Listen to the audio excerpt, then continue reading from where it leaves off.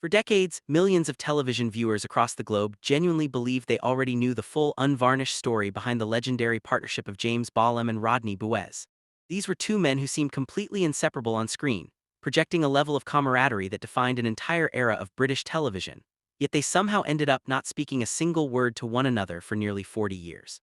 When Rodney Bewes finally passed away, the decades of absolute silence between them suddenly became louder and more demanding than ever before, with sensational headlines immediately suggesting deep-rooted bitterness, mutual betrayal, and a lifelong feud that could never be repaired.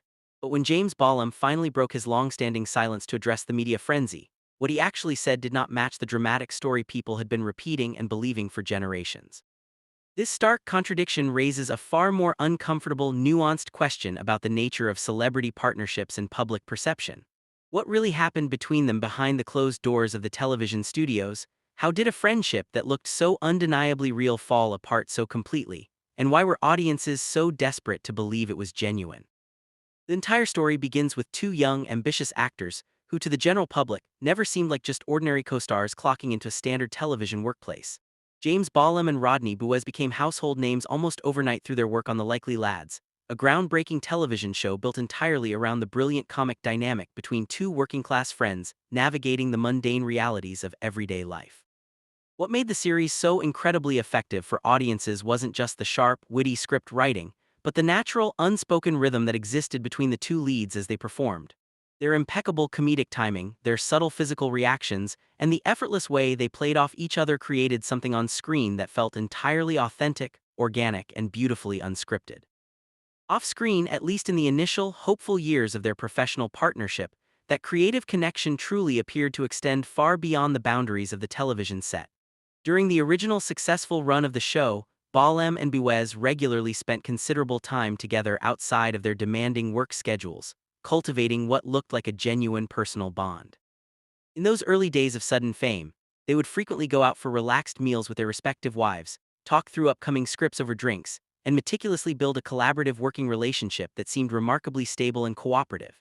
It certainly wasn't the kind of loud, demonstrative, high-profile celebrity friendship that constantly drew intense media attention, but it was more than enough to convince everyone around them that the emotional bond was entirely real. That widespread public belief only strengthened and hardened when the show made a triumphant return years later under the title Whatever Happened to the Likely Lads. Audiences immediately saw the exact same undeniable chemistry, the same deep emotional familiarity, and naturally assumed that absolutely nothing had changed in the intervening years. If anything, the simple passage of time seemed to add a rich layer of dramatic depth to their performances, making the evolving relationship between their fictional characters feel even more lived in and relatable. For millions of loyal viewers at home, it strongly reinforced a beautifully simple, comforting idea that these two men deeply understood each other both on and off the television screen. But directly behind that flawless public perception, there were already numerous quiet signs that the daily reality of their partnership was vastly more complicated than the media ever portrayed. Even in those celebrated early years of creative collaboration, the two men approached their burgeoning acting careers and their private lives from entirely different philosophical standpoints. Bolam was widely known within the industry for being intensely reserved, deeply careful about what he shared with outsiders, and fiercely protective of his private domain.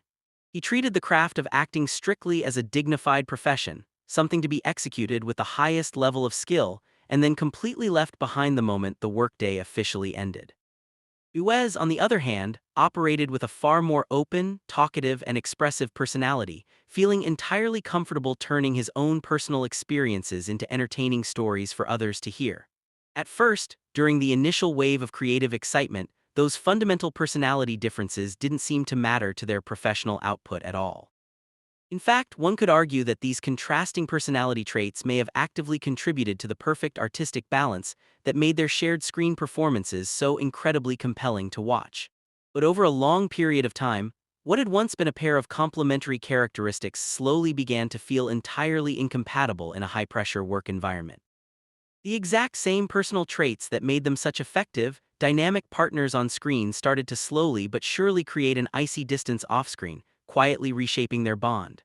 A working relationship that had once seemed incredibly solid and unbreakable was gradually transformed into something far more fragile, delicate, and prone to sudden fracturing. And that quietly growing emotional tension would eventually reach a critical breaking point where one specific moment, one single shared story, would change absolutely everything forever. This was true even if, much later on down the line, one of them would stubbornly insist to the media that the incident never actually mattered at all. The highly dramatic story that went entirely too far, resulting in the infamous final phone call that permanently ended everything, remains a focal point of television history. By the time this critical turning point finally arrived, the daily relationship between James Bolam and Rodney Bewes was already carrying a heavy burden of quiet tension just beneath the surface. They were still working together closely, still delivering incredibly flawless performances that successfully convinced millions of viewers that they were the best of friends. But off-screen, the stark, undeniable differences in how they viewed personal privacy, professional boundaries, and individual ethics had become entirely impossible for either man to ignore. The specific moment that would later be blamed by the public for destroying everything came from an incident that, on its own merits, seemed completely harmless. During a standard press interview, Rodney Bewes casually shared an amusing personal anecdote involving Bolam's long-term romantic partner, the well-known actress Susan Jameson. At that specific time in their lives, Bewes's own wife had just given birth to triplets, creating a chaotic and frantic home life that was a frequent topic of conversation. During a casual car journey they all shared, Jameson had made a light-hearted offhand remark comparing their vastly different family situations to one another. She jokingly noted that while Bewes's household had suddenly expanded by 3 children overnight, she herself was expecting just a single child, finding humor in the contrast. From the perspective of Rodney Bewes, it was presented merely as a simple, warm human moment, something amusing, deeply relatable, and perfectly safe to repeat to a journalist. He genuinely believed it wasn't a betrayal of trust, later insisting to critics that it was a perfectly nice, innocent story with absolutely no malicious intent behind it.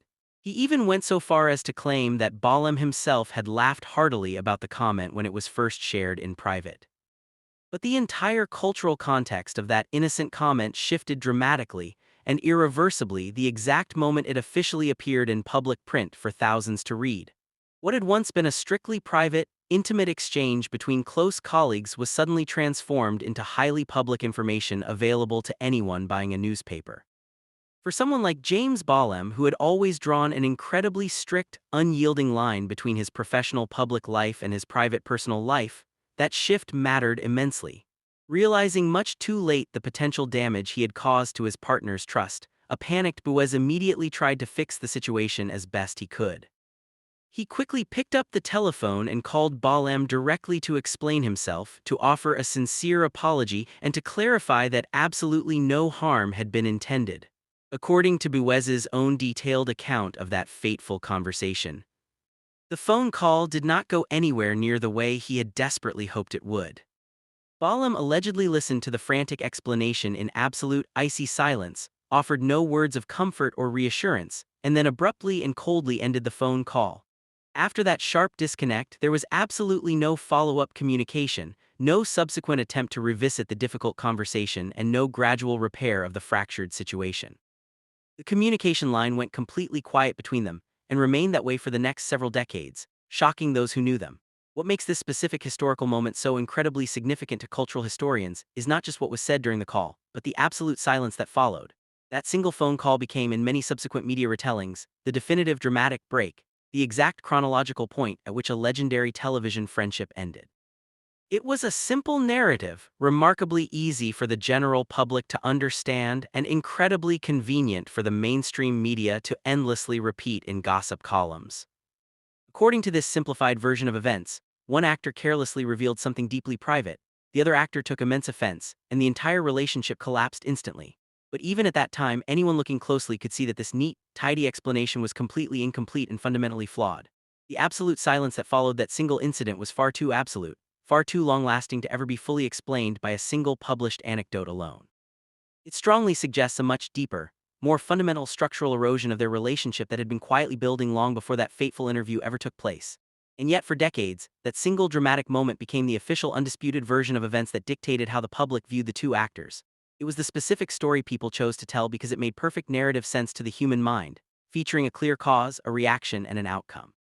What it completely lacked, however, was the full, messy truth of human relationships, which would only begin to emerge much later in their lives. By then, the physical and emotional distance between the two former co-stars had already stretched across multiple decades of complete and utter silence. After that final, abrupt phone call, something far more significant and permanent than a standard professional disagreement took a firm hold of their lives. It wasn't an era characterized by loud public anger, nor was it defined by dramatic public confrontations or toxic media battles. Instead, the defining characteristic of their remaining years together on this earth was a total, absolute, and echoing absence of communication. James Bolam did not publicly attack Rodney Bewes in the press, nor did he issue angry statements denouncing his former co-star's character. He did not respond to baiting questions in interviews, and he stubbornly refused to offer any official explanation to his fans at all. Instead, he did something far more definitive and permanent. He simply moved on with his career and never looked back at the past. That conscious decision created a massive narrative vacuum in the public sphere, and over time that vacuum was filled almost entirely by one single voice. That voice belonged to Rodney Bewes himself, who seemed utterly haunted by the unresolved silence that had grown between them. For years, he continued to speak openly about the painful situation in various media interviews, gradually shaping a specific narrative that the public accepted. In his deeply personal version of the story, their initial relationship had been incredibly close, the sudden fallout catastrophic, and the long-term consequences deeply painful. He frequently described the ongoing silence from Bolam as deeply hurtful, something he didn't fully understand and never managed to successfully repair. At first, during the earlier years of the estrangement, Bewes tried hard to soften the public perception of the situation in print. In several interviews, he wistfully suggested that they were still in occasional, casual contact with one another, hinting at secret meetings. He mentioned supposed brief encounters or casual run-ins at industry events, perhaps hoping to keep the dream of a reconciliation alive for fans. But those optimistic claims simply didn't hold up over time under close scrutiny, and eventually he began to openly admit the truth. He confessed to journalists that the silence was entirely real, deeply entrenched, and had been going on for a very long time. By the time he made these admissions, the myth of the Great Feud had already taken on a massive life of its own. What made the entire situation vastly more complicated was how Bewes began to explicitly connect that professional silence to his own later career struggles. As his acting opportunities naturally began to slow down, and lucrative roles became less frequent, he pointed to external factors working against him. One of the most frequently repeated and damaging claims was that James Bolam had personally refused to allow repeats of The Likely Lads. Bewes publicly argued that this stubborn refusal effectively limited the crucial residual income that could have come from those nostalgic television broadcasts. He claimed that each repeated episode could have easily generated around £4,000 in fees for him, money that would have made a massive difference. He described his difficult financial reality in incredibly stark, unvarnished terms to any journalist who would sit and listen to his story. By the time he reached his 70s, he still carried a heavy mortgage, faced a significant bank overdraft, and struggled to get by. He was relying heavily on touring exhausting, small-scale one-man shows across the country just to keep his head above water financially. These certainly weren't large, lucrative theatrical productions backed by major national networks or wealthy West End producers. They were tiny, intimate performances. They required him to personally handle much of the exhausting physical logistics, from driving long distances to setting up his own stage equipment. He spoke with immense openness about the dignity and difficulty of driving across the nation, managing props, and taking on exhausting responsibilities. All the while, he watched from afar as his former co-star continued to secure steady, high-profile, and highly lucrative television work.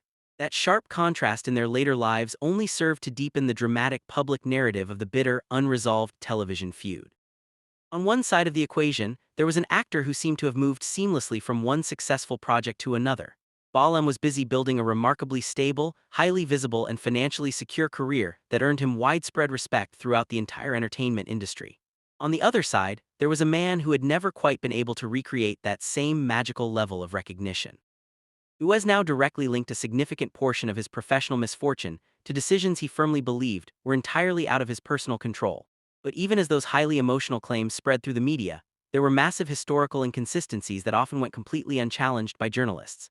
Industry records clearly showed that episodes of both beloved series had in actual fact been repeated multiple times across various television channels.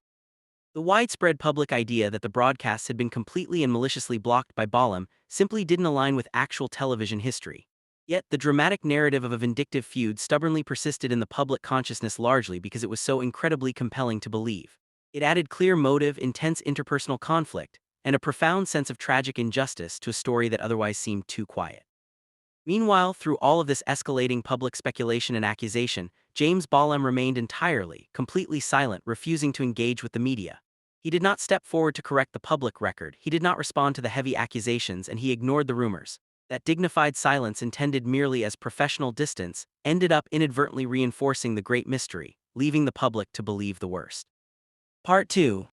With only one side of the partnership ever speaking to the media, the story of the feud naturally continued to evolve and grow. It became more defined, more dramatic, and more widely accepted as absolute fact with each passing year that the silence remained unbroken. By the time the actual truth of their relationship was finally addressed, the version most people believed had been deeply shaped by decades of repetition. The real story, however, was not about a single incident, but rather about long years of profound personal and professional incompatibility between two men. By the time the public had permanently settled on a simple, dramatic explanation for what happened, the reality had become far more layered. The comforting idea that a beautiful friendship collapsed entirely because of one careless anecdote completely overlooked a much more fundamental, structural truth. The undeniable fact was that these two individuals had never truly been aligned in their personal lives from the very beginning of their work. Even during the earliest, most exciting days of making the Likely Lads, those deep-seated differences were visible to perceptive people around them. Bolam always approached the craft of acting as a serious, disciplined profession that required immense focus, quiet concentration, and a strict separation from life. He was known within the industry to come directly onto the studio set, deliver exactly what was needed, and immediately leave without socializing. He actively avoided publicity whenever humanly possible and rarely spoke about anything to the media that was unrelated to the work itself. Rodney Bewes, by contrast, operated in almost the exact opposite manner, thriving on the social energy of the entertainment industry. He was naturally energetic, highly talkative, and deeply immersed in the broader culture of performance both on and off the stage. He genuinely enjoyed telling elaborate stories, expanding on his experiences, and turning ordinary, everyday occurrences into highly entertaining material for an audience. That specific quality made him incredibly engaging in talk show interviews and vibrant social settings, winning him many friends over his lifetime.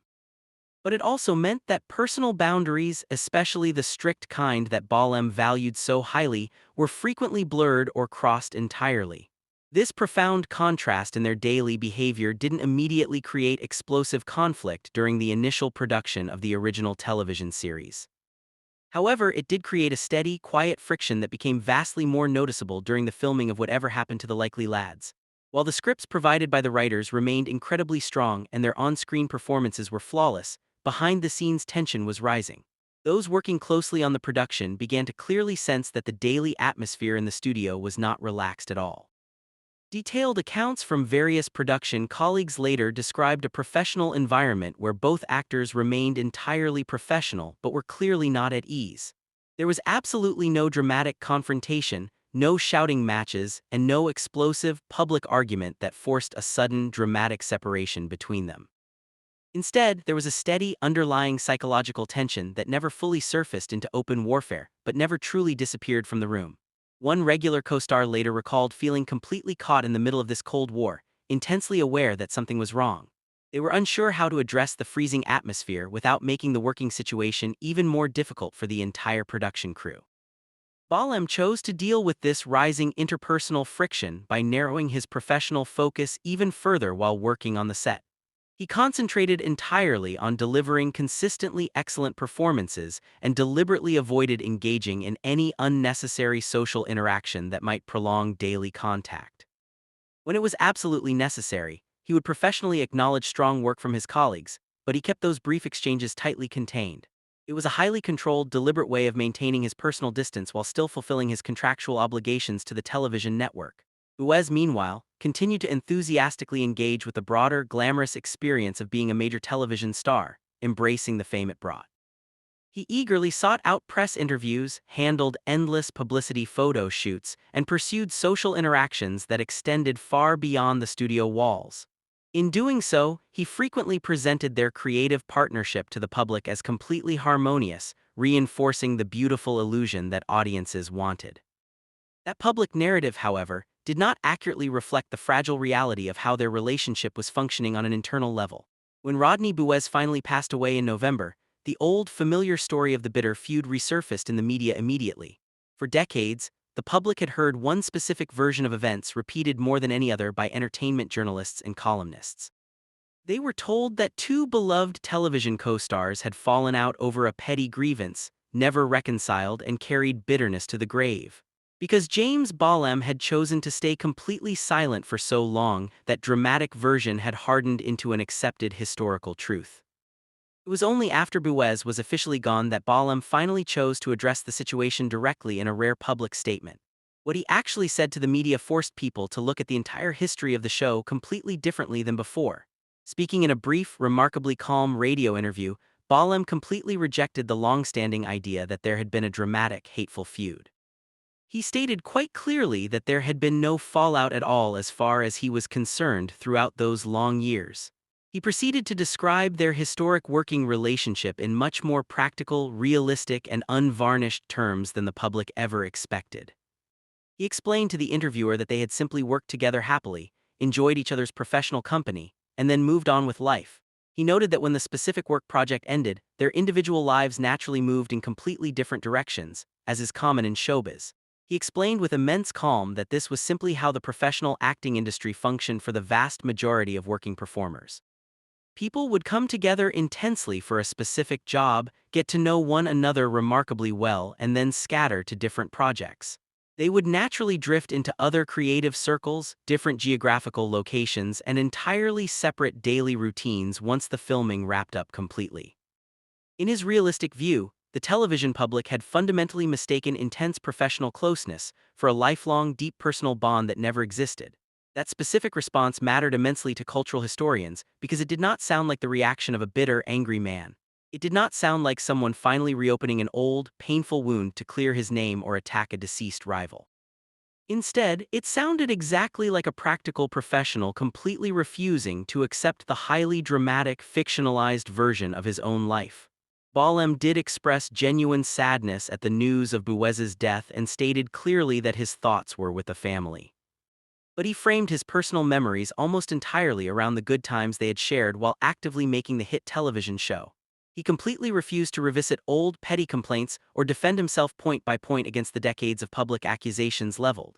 He did not launch a counterattack against Bewes for the long years of public grievances aired in newspapers and magazines worldwide. Instead, he effectively reduced the massive, decades-old myth of a toxic feud to something much smaller, colder, and far more believable. He stated that they worked together exceptionally well, achieved great things, and then simply drifted apart as their careers naturally evolved separately. He also used the opportunity to strongly push back against one of the most financially damaging allegations that had been made. This was the widely believed idea that he had personally and maliciously blocked lucrative repeats of their old television programs for decades. Bolam's direct response to this specific accusation was incredibly blunt: leave no room for further media speculation or debate on the matter. He stated clearly that he had absolutely no legal or contractual power to stop television networks from broadcasting repeats of the show.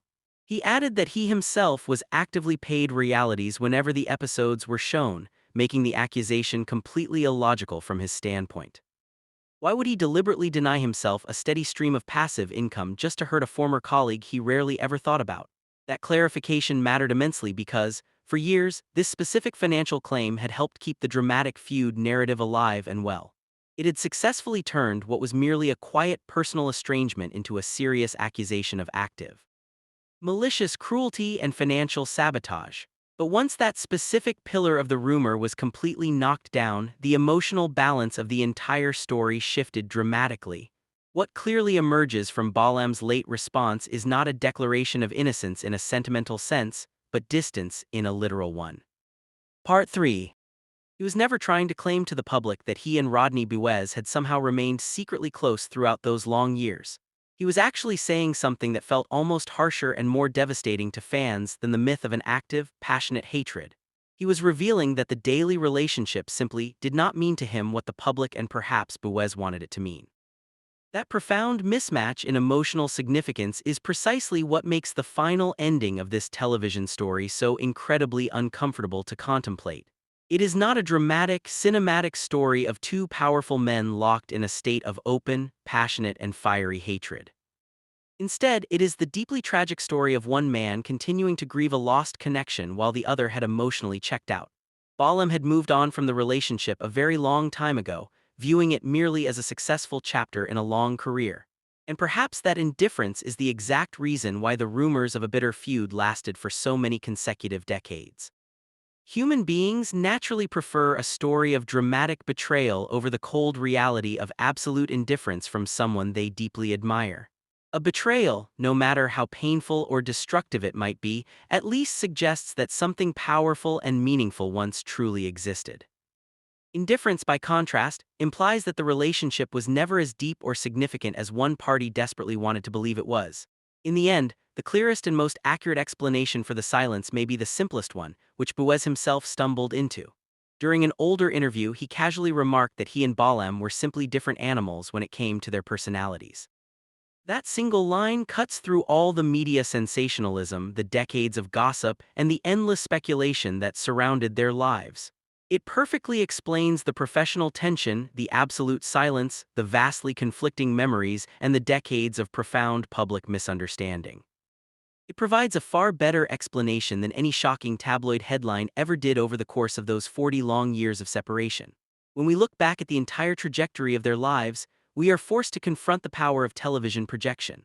Audiences built an entire fantasy of lifelong brotherhood around two actors who were merely doing a job with exceptional professional skill.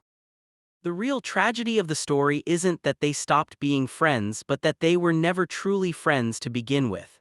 They were two highly skilled professionals who shared a magical creative chemistry in front of a camera lens but had nothing else in common.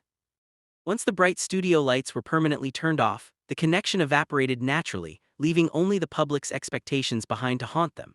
Bewes spent the remainder of his life looking backward, trying to recapture or explain the loss of that magical television era. Bolam looked firmly forward, refusing to let his identity be entirely defined by a single role he played in his youth. This fundamental divergence in how they processed their shared past ensured that they could never find common ground again in life. The silence between them was not a wall built out of intense anger, but an ocean created by a complete lack of shared values. As the years rolled on, the gap between their realities only grew wider, fueled by the media's obsession with celebrity conflict. Every interview Bewes gave served to inadvertently widen the emotional chasm, driving the intensely private Bolam further into his protective shell. It became a self-perpetuating cycle of public vulnerability from one side and total, freezing withdrawal from the very other side of the partnership. The fans, desperate for a resolution or a happy ending to the story, could only watch as the silence deepened year after year. It serves as a stark reminder of the immense pressure fame places on ordinary human relationships, often shattering them completely under the glare. When a creative partnership is built on a foundation of profound personal differences, it is often destined to have a limited shelf life. The very traits that spark brilliant creativity on screen can make daily survival off-screen completely impossible for the individuals involved in the work. In the case of these two legendary performers, their brilliant contrast was both the secret to their success and the cause of their distance. They gave the world a timeless portrayal of working-class friendship while personally demonstrating the absolute impossibility of overcoming deep personal incompatibility. It is a dual legacy that continues to fascinate and uncomfortable audiences who still watch the old episodes today with fondness. The story of their silence has become just as famous as the classic television show that originally brought them together so long ago. It stands as a cautionary tale about the dangers of confusing an actor's on-screen persona with their actual, complex human reality. As viewers, we often demand that our favorite television stars embody the virtues of the characters they portray for our entertainment. When they inevitably fail to meet those unrealistic expectations, we quickly construct dramatic narratives of betrayal to explain the disappointing reality. The truth is often far less dramatic but far more profoundly human than the sensational myths we choose to create. Ultimately, James Bolam and Rodney Bewes gave everything they had to the characters of the Likely Lads, creating television history in the process. Their professional dedication to the craft ensured that millions of people experienced genuine joy, laughter, and a sense of shared community through their work. That achievement remains entirely untouched by the quiet reality of their subsequent decades of total silence and personal separation from one another. The magic they captured on film belongs entirely to the audiences who loved them and continue to cherish their legendary performances today. It is a testament to their incredible talent that the illusion of their friendship remains completely convincing to new generations of viewers. Even knowing the cold reality of their off-screen estrangement, one cannot watch them perform together without believing in the bond they projected. That is the true power of exceptional acting, a power that both men possessed in abundance despite their personal differences in life. In the final analysis, their story reminds us that human relationships are rarely simple, often painful, and always deeply shaped by personality. They were two different animals who ran together beautifully for a brief, glorious moment in time before returning to their separate worlds. And perhaps that brief, magical crossing of paths is more than enough for us to celebrate, leaving the silence alone at last.